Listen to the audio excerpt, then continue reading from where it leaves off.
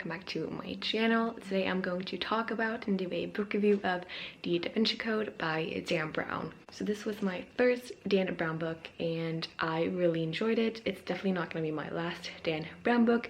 This is obviously a very popular one. I think a lot of these books are very popular, but this one is like, I feel like everyone ever heard of this name. They've either watched the movie or ever heard of The Da Vinci Code. So in this book, we follow Robert Langdon, who is a professor at Harvard. He teaches religious symbology, which is kind of, you know, a lot of symbols and their meanings and what's behind that. A lot of religious symbols and their meaning and all that stuff. So he's obviously has a lot of knowledge about symbols and the religion behind it, which is very interesting, by the way. And he's in Paris for a lecture teaching this. And one night he gets woken up from his hotel room by a phone call that a very important person has been murdered inside the Louvre, the big famous museum in Paris. And left behind at the murder scene is a bunch of codes.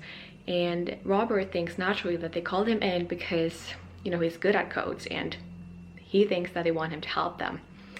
And the French FBI actually has him as the main suspect, which he doesn't know at the beginning.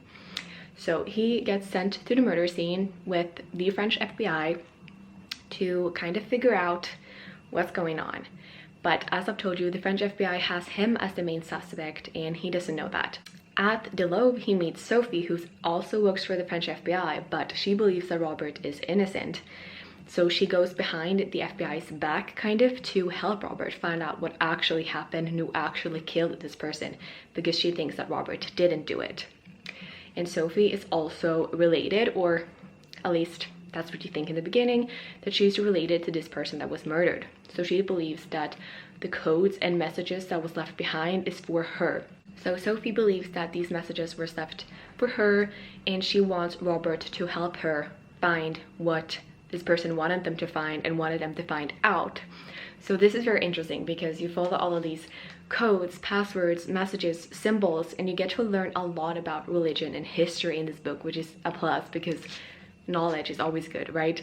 And it's so freaking good because for all of this book you kind of follow as the French FBI chases after Robert and Sophie because they think they're it and they're all over the French TV as murder suspects. And while all this is happening, Sophie and Robert just is trying to find out who the actual real murderer is and who did it and what the person wanted them to find that left the message behind at the murder scene. So what we follow also is that all the secrecy and symbols and codes has to do with a very, very secret society that this person that was killed was a part of.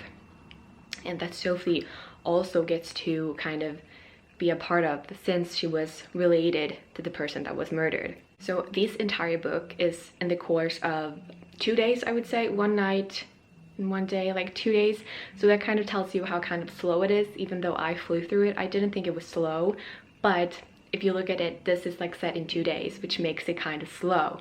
But I honestly thought that it really fit with the story and you kind of wanted it to go slow because there was so much explanation going on to the symbols and the religion and the history behind it, and you get to learn a lot about that stuff, which is pretty cool. There were also a few times where you really trusted a certain person and then that person turned out to be bad, and it was just very like shocking and I didn't see that coming, which is obviously very interesting and intriguing when reading a book. So I really liked that. I didn't really see it coming and it was also so very exciting all the time and it kept me wanting to turn the pages super fast, and I really enjoyed this book. You also get a full glimpses back in time through Sophie because Sophie grew up with this person that was murdered.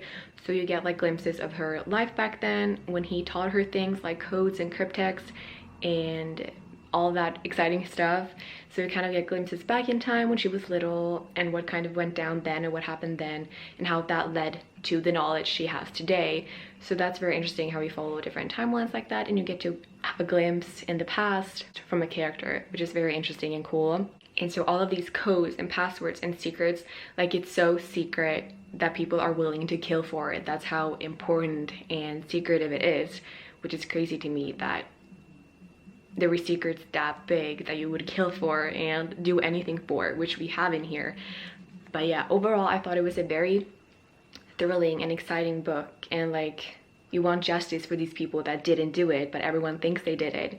And so freaking cool also that you got to learn a lot about religion and symbolic and history, because I do think that a lot of the information here is very accurate. You also got to follow around a little bit in the beginning at the museum. You know, there was a few messages left behind on the Mona Lisa, and it was just really cool to learn a lot about that stuff, and I definitely recommend it if you haven't. I also watched the movie when I finished it, and I liked that really well too. The book is obviously more detailed, but I really liked the movie. It was very long, and also I think they got a lot of the details in it, so I was not disappointed in the movie, but usually the book is a bit more detailed, which in this case it was as well. But yeah, this was my first Dan Brown book. It's definitely not gonna be my last one. I really enjoyed it. I gave it 4 out of 5 stars, and I definitely recommend it if you're looking for a adult book that's very thrilling and exciting and interesting. I would say fascinating and unique kind of. And this was like my first, not maybe like first, but I've read a lot of YA, a lot of fantasy, stuff like that. So this was very different from my usual reads, and I'm so glad I picked it up because now I'm interested in these kinds of books, and it's great to be diving more into the adult world of books, I think, because this is very mature, I would say. So yeah, definitely recommend it if you're looking for something like this, and I really enjoyed it. That was it for this book review. Probably a little bit short, but I'm not the best at expressing how I feel, but I did really enjoy the book, and if you have read it or watched the movie, please let me know what you thought. And yeah, but thank you guys for watching, and I'll see you guys in one of my next videos. Bye!